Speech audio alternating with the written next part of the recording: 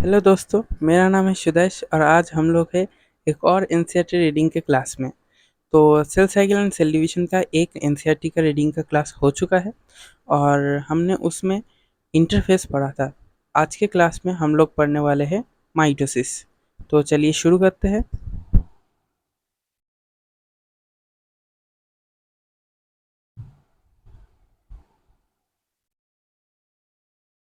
M-phase. This is the most dramatic period of cell cycle, involving a major reorganization of virtually all components of the cell. Since the number of chromosomes in the parent and progeny cells is the same, it is also called equational division. Though for convenience, mitosis has been divided into four stages of nuclear division karyokinesis. It is very essential to understand that cell division is a progressive process and very clear cut lines cannot be drawn between various stages. Karyokinesis involves following four stages: prophase, metaphase, anaphase, telophase. तो इस paragraph में क्या कहा गया है? इसमें कहा गया है एम फेज में क्रोमोसोम नंबर पेरेंट्स में और प्रोजेनी में सेम रहता है, इसीलिए इसे इक्वेशनल डिवीजन भी कहा जाता है।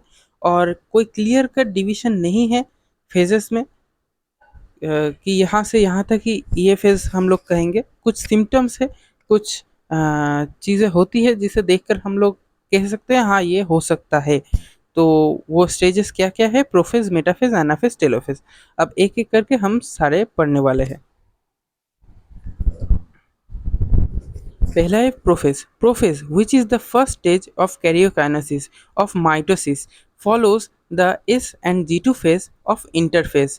In the S and G2 phase, the new DNA molecules formed are not distinct but intertwined. Prophase is marked by the initiation of condensation of chromosomal material.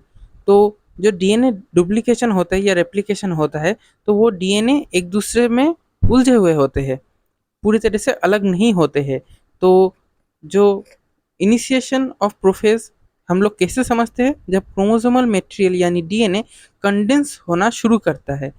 The chromosomal material become untangled during the process of chromatin condensation.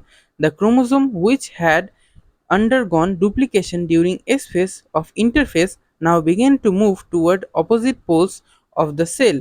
The completion of prophase can thus be marked by following characteristic events. तो prophase में और क्या क्या होता है? जो S phase में DNA duplication होता है वो और भी ज़्यादा कंडेंस होता है और वो दोनों अलग अलग पोल में जाने लगते हैं। और उसका अंत कैसे होता है ये हम बाद के पैराग्राफ में देखते हैं। तो पहला क्या होता है? Chromosomal material condense to form compact mitotic chromosome.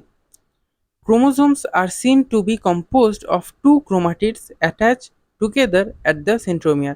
Class में जो पिक्चर मैंने ड्रॉ किया था कुछ हद तक वैसा दिखने हो जाएगा, यानी चार हाथ वाला एक सेंट्रोमियर में बीच में लगे हुए होगा और सेंट्रोमियर के आसपास जो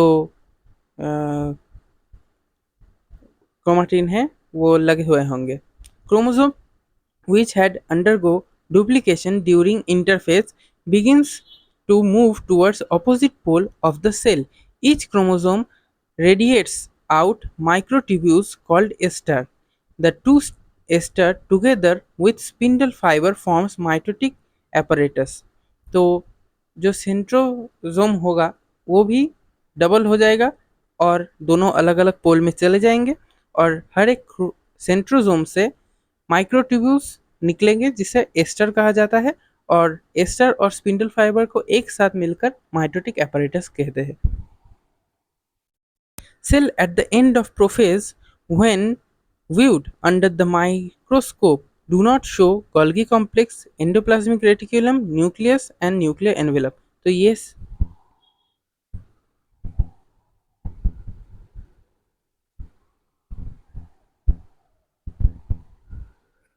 तो ये सारे जो चीज़ें हैं वो गायब हो जाएगी। Metaphase. The complete disintegration of the nuclear envelope marks the start of the second phase of mitosis. Hence, the chromosomes are separate through the cytoplasm of the cell. By this stage, condensation of chromosome is completed and they can observe clearly under the microscope. This then is the stage at which morphology of chromosome is most easily studied.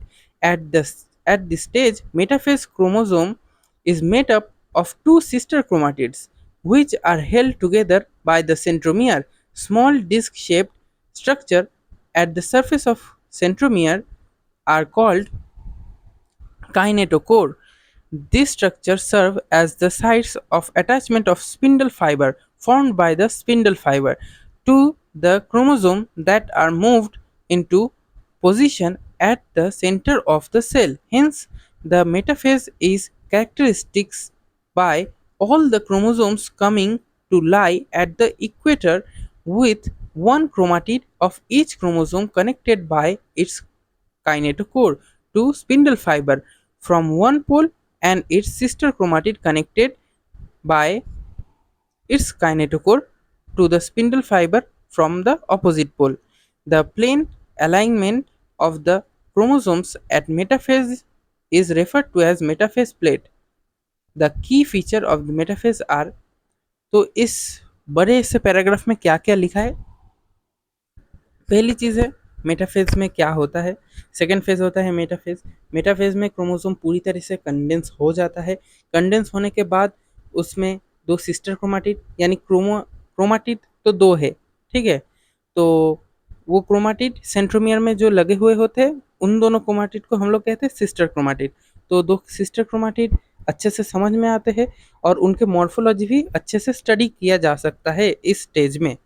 और क्या क्या होता है, जो chromosome होते हैं वो बीच में आकर एक लाइन बराबर अरेंज हो जाते हैं जिसे हम लोग कहते हैं मेटाफेज प्लेट। और क्या होता है, स्पिंडल फाइबर जो है वो काइनेटोकोर यानी सेंट्रोमियर में आके जब लगता है तो वहाँ पर एक स्ट्रक्चर तैयार करता है, उसे कहते हैं काइनेटोकोर। तो काइनेटोकोर में अटैच हो जाता है और एक क्रोमाटिड जो है यहाँ पर पिक्चर है, ये रहा मेटाफेस का जो ये पिक्चर है बी नंबर ऑप्शन में। तो उसमें आप लोग देख सकते हैं दो क्रोमाटिड है और जो जहाँ पर वो स्पिंडल फाइबर कनेक्टेड है वो है काइनेटोकोर, और एक क्रोमाटिड के साथ जो काइनेटोकोर है वो एक पोल में है और दूसरे क्रोमाटिड के साथ जो काइनेटोकोर है वो अपोजिट पोल के साथ जुड़ा हुआ है। तो की फीचर क्या है, spindle fibre attach to kinetochore of chromosome, chromosome are move to spindle equator and get align along metaphase plate through spindle fibre to both poles. तो ये है इस पूरे पैराग्राफ का जो समरी है। अब है anaphase. At the onset of anaphase each chromosome arranged at the metaphase plate is split simultaneously and the two daughter chromatids, now referred to as daughter chromosome of the future daughter nuclei, begin their migration toward the two opposite poles. As each chromosome move away from the equatorial plate, the centromere of each chromosome remain directed toward the pole, hence at the leading edge, with the arm of chromosome trailing behind. Thus anaphase stage is characterized by, तो वो बाद में लिखा होगा summary. तो इसमें क्या लिखा है वो मैं हिंदी में समझा देता हूँ। जो सेंट्रोमियर है यानी काइनेटोकोर में जो स्पिंडल फाइबर लगे हुए होते हैं वो छोटे होते रहते हैं, यानी क्रोमोसोम को खींचते हैं दोनों तरफ से। तो इसमें क्या होता है, जो सेंट्रोमियर होता है वो टूट जाता है यानी डिवाइड हो जाता है और दो क्रोमाटिड अलग हो जाते हैं जिन्हें अब हम लोग और क्रोमाटिड नहीं कहेंगे, उन्हें हम कहेंगे डॉटर क्रोमोसोम। और ये जो डॉटर क्रोमोसोम है ये ऑपोजिट पोल की तरफ माइग्रेट यानी चलना शुरू कर देते हैं, और क्योंकि उन्हें खींच रहा है सेंट्रोमियर की तरफ से यानी काइनेटोकोर की तरफ से, इसलिए सेंट्रोमियर जो होगा वो सामने सामने चलेगा और जो दो क्रोमाटिड यानी जो दो हैंड्स है वो पीछे पीछे उसके साथ फॉलो करते रहेंगे। तो पिक्चर थोड़ा देख लेते हैं। इसी तरह पिक्चर होगा। यह है एनाफेज का पिक्चर। तो क्या क्या की इवेंट्स है? Centromere split and chromatid separate, chromatid move to opposite pole. बस हो गया हमारा एनाफेज का काम खत्म। अब है telophase. At the beginning of the final stage of karyokinesis, that is telophase, the chromosome that have reached their respective poles decondense and lose their individuality. The individual chromosomes can no longer be seen, and each set of chromatin material tends to collect at each of the two poles. This stage characterized by the key events. तो क्या हो रहा है यहाँ पर? Poles में पहुंच गए हैं, ये देख सकते हो आप लोग, टेलोफेस का पिक्चर दिया हुआ है। पोल्स में पहुंच चुके हैं, और जो डीएनए यानी क्रोमोसोम था जो दिखाई दे रहा था अब तक, अब वो डिकंडेंस हो गया है, यानी फिर से अपने आप में उलझ कर क्रोमाटिन फाइबर तैयार कर लिया है। अब की इवेंट्स हम लोग पढ़ लेते हैं। Chromosome cluster at opposite spindle poles and their identity is lost as discrete element. Nuclear envelope develop around the chromosome cluster at each pole, forming two daughter nuclei, nucleus, Golgi complex and ER reform. यानी जो जो prophase में हुआ था उसका उल्टा उल्टा हो जाएगा। तो अब हम लोगों ने कैरियोकाइनेसिस खत्म कर लिया है। अब हम लोग आएंगे साइटोकाइनेसिस में। Most accomplished not only the segregation of duplicated chromosome into daughter nuclei, but the cell itself is divided into two daughter cells by the separation of cytoplasm called cytokinesis, at the end of which cell division get completed. In an animal cell, this is achieved by the appearance of a furrow in the plasma membrane. The furrow gradually deepens and ultimately joins the center, divide the cell cytoplasm into two. Plant cells, however, are enclosed by a relatively inextensible cell wall. Therefore, they undergo cytokinesis by a different mechanism. तो plant में जाने से पहले हम लोग animal में क्या होता है वो समझ लेते हैं। एनिमल में क्या होता है, दो न्यूक्लियस अलग हो गए हैं। अब क्या होता है, बीच में से जहाँ पर मेटाफेजिक प्लेट होता है वहाँ से जो सेल का प्लाज्मा मेम्ब्रेन होता है या सेल मेम्ब्रेन होता है एनिमल सेल का, वो भीतर की तरफ घुसने लगता है। यहाँ पर जो कहा गया है फोरो, और वो डिपेंस होता है और भी ज़्यादा अंदर की तरफ जाता रहता है जब तक पूरी तरीके से मिलकर अलग नहीं हो जाते दो सेल। तो ये मैंने क्लास में अच्छे से कहा था, आप लोग जाकर क्लास में भी देख सकते हैं।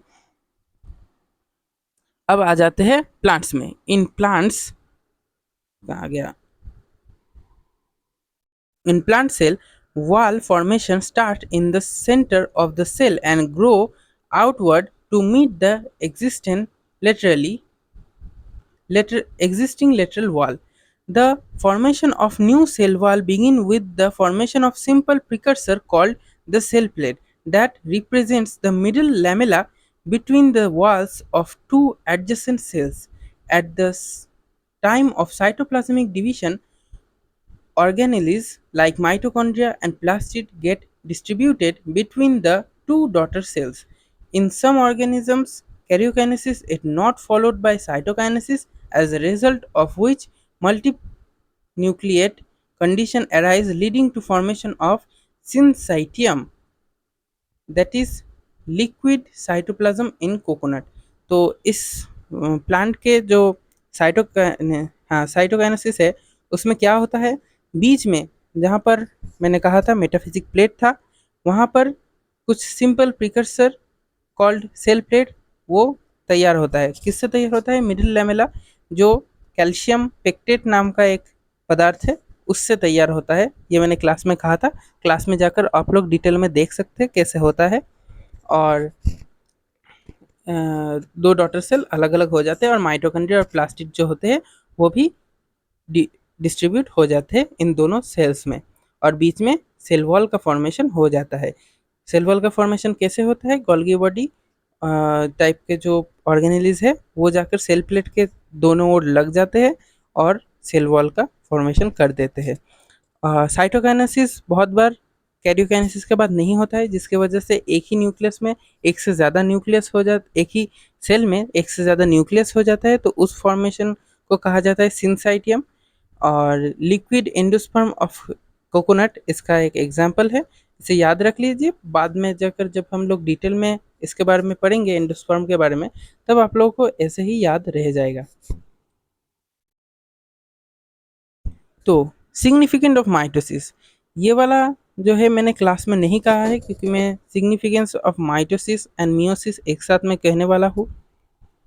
तो क्या कहते हो, अभी बता दूँ या बाद में? एक काम करता हूँ, एनसीईआरटी रीडिंग में ये वाला इंक्लूड कर देता हूँ और क्लास में मैं बाद में बता दूंगा। तो significance of mitosis. Mitosis or the equational division is usually restricted to the diploid cells only. However, in some lower plants and in some social insects, haploid cells also divide by mitosis. It is very essential to understand the significance of this division in the life of an organism. Are you aware of some examples where you have studied about haploid and diploid insects?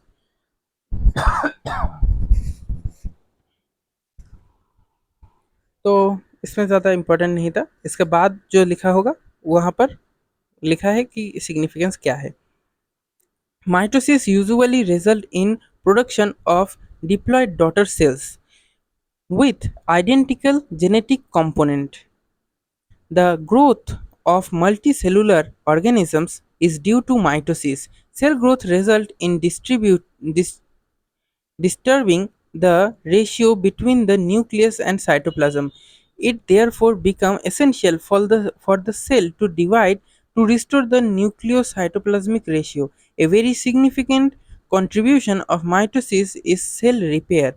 The cell of the upper layer of the epidermis, cell of the lining of the gut, the blood cells are being constantly replaced. Mitotic division is the meristematic tissue. Mitotic division in the meristematic tissue, the apical and lateral cambium result in continuous growth of plants throughout their life. तो यहाँ से बहुत सारी चीज़ें हमें पता चली। जैसे पहली बात कि सेल जो डिवीजन होता है यानी माइटोसिस जो होता है वो कहाँ कहाँ क्यों क्यों इम्पोर्टेंट है। न्यूक्लियोसाइटोप्लाज्मिक रेशियो के बारे में मैंने क्लास में बहुत डिटेल में कहा है। तो nucleocytoplasmic ratio N/C ratio, N और C का जो वॉल्यूम का रेशियो होता है वो जब ज़्यादा होता है तब सेल ग्रोथ करता है, और जब कम जाता है यानी साइटोप्लाज्म इंक्रीज हो जाता है तब वो डिवाइड में चला जाता है, ताकि वो चीज़ कांस्टेंट रहे। तो उसके बाद क्या होता है, एपिडर्मिस, हमारा जो स्किन के ऊपर एपिडर्मिस है, जो सेल लाइनिंग ऑफ गट यानी हमारे जो पेट के अंदर गट में जो इनर लाइनिंग है, ब्लड सेल्स जो है वो मरते हैं तो उन्हें रिप्लेस करना पड़ता है। रिप्लेस करने के लिए हमारा माइटोसिस की बहुत ज़रूरत पड़ता है, और माइटोसिस सेल रिपेयर के में भी बहुत ज़्यादा कंट्रीब्यूट करता है। इसके अलावा क्या है, जो प्लांट्स में मेरिस्टेमेटिक टिश्यू होते हैं, एपिकल मेरिस्टेम, लेटरल कैम्बियम, इनमें कंटिन्यूअस ग्रोथ होता है। तो वो किसके लिए संभव है, क्योंकि माइटोसिस होता है। अगर माइटोसिस नहीं होता तो कंटिन्यूअस ग्रोथ भी नहीं होता। तो हमारा माइटोसिस कंप्लीट हो चुका है, एनसीईआरटी रीडिंग भी कंप्लीट हो चुका है, और मियोसिस हम क्लास बहुत जल्द आने वाली है। तो उसके बाद हम लोग मियोसिस का एनसीईआरटी रीडिंग भी कर लेंगे। तो अच्छे से पढ़ाई करते रहो। और कैसा लग रहा है ये एनसीईआरटी रीडिंग, क्या कुछ नया कर सकता हूँ, क्या यहाँ पर लाइंस ड्रॉ करके अंडरलाइन करके तुम लोगों के लिए कुछ ज़्यादा बेहतर हो तो मैं वो भी करना चालू कर दूँगा। और क्या यहीं पर कुछ ड्राइंग मैं खुद से अगर करूँ तो क्या तुम लोगों को थोड़ी आसानी होगी समझने में, ये भी मुझे कमेंट्स में ज़रूर बताना। या फिर ऐसे ही तुम लोग पढ़ पा रहे हो। एनसीईआरटी रीडिंग मैं इसलिए नहीं कर रहा हूँ कि तुम लोग सिर्फ इसी से देखो, मैं चाहता हूँ तुम लोग खुद भी पढ़ो, लेकिन बहुत बार क्या होता है खुद अकेले पढ़ने में उतना इंटरेस्ट नहीं आता है, दिल नहीं करता है। तो जैसे मुझे भी एनसीईआरटी पढ़ने वक्त बहुत ज़्यादा नींद आती है, तो मैं क्या कर रहा हूँ, तुम लोगों के साथ पढ़ रहा हूँ ताकि मुझे नींद ना आए, क्योंकि नींद आ जाएगी तो पढ़ने का कोई फ़ायदा तो है नहीं। तो अच्छे से जाके पढ़ सकूँ। तो तुम लोग भी कर सकते हो ऐसा, एनसीईआरटी अपने सामने रखो और ये वीडियो चालू कर दो, उसके बाद खुद भी एनसीईआरटी पढ़ते रहो। मैं कोई लाइन छोड़ रहा हूँ या कुछ ऐसा कर रहा हूँ तो मुझे ज़रूर से कमेंट में बता देना। और कैसा लगा, अच्छा लगा तो लाइक करना। मैं ये सब नहीं कर, मुझे ऐसा आदत नहीं है कि मैं कहूँ लाइक करो, शेयर करो, सब्सक्राइब करो। लेकिन अगर अच्छा लगे तो थोड़ा सपोर्ट दिखा दो।